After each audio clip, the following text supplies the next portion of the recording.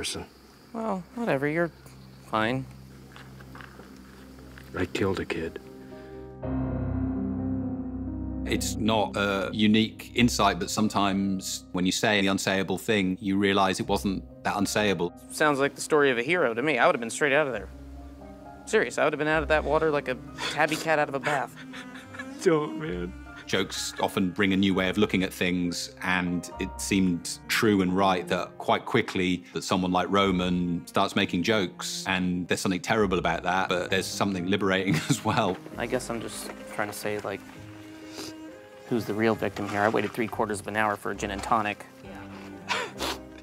Kendall sees that it's not something that's the end. Some things will continue, including a relationship and even love from his siblings. So we go see him and we tell him we just won't have it, right? Roman has the most difficult decision because his position through the season has changed and the way he feels valued by his dad has changed. You know, Kendall's already declared as an antagonist. Shiv finds that's how she feels when the prospect of losing the company arises. You think Daddy's protecting you? No, we let Mattson take control. That is Dad slamming the door. It means that he doesn't ever think that we will, can, or should take over. Time to rip off the Band-Aid. There's always been the feeling of what if we could all go in and fire the water pistol together, if we could all say the same thing at once, what would happen? Full coup. It's an exhilarating power and it's quite intoxicating. We can fight it out. It'll be fun. That will be fun.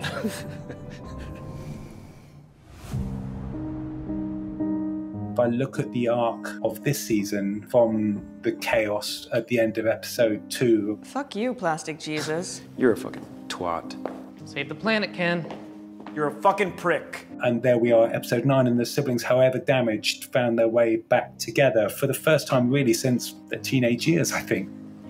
Send them in. Come in, come in, come in. I came into the scene really anxious to find our way through these pivotal moments of the first one for me, where Roman is having to face the dragon, to face his father. Can you take him out, Romulus? And to stand up to his father, which of course he palpably failed to do if we look back at season 1, episode 6. You better be smelling your fucking armpit, Romulus. There's a question about why, you know, when in the first season he wasn't able to raise his hand, and why is he able to now? Roman, I thought we had this figured out. Yeah, it just might be better, you know, if we all here. Some people would see growth. I'm on the fence about human beings, and people certainly change what they do, but in my view, people's essential selves don't change. In a way, that's what makes drama and choices interesting. I've got you. Come on, let's discuss. So I would say that the circumstances around Roman have changed. This is an opportunity, son. He feels this weight of support that makes it possible for him to be a full sibling. You can trust me. You can't trust him. It's a superpower that Logan has, to be able to lie to people's faces. And then if people have the power to make him come good on those promises, then he will. And if they don't, then they're in a new situation and there'll have to be a new accommodation found. We can stop you. You're playing toy fucking soldiers.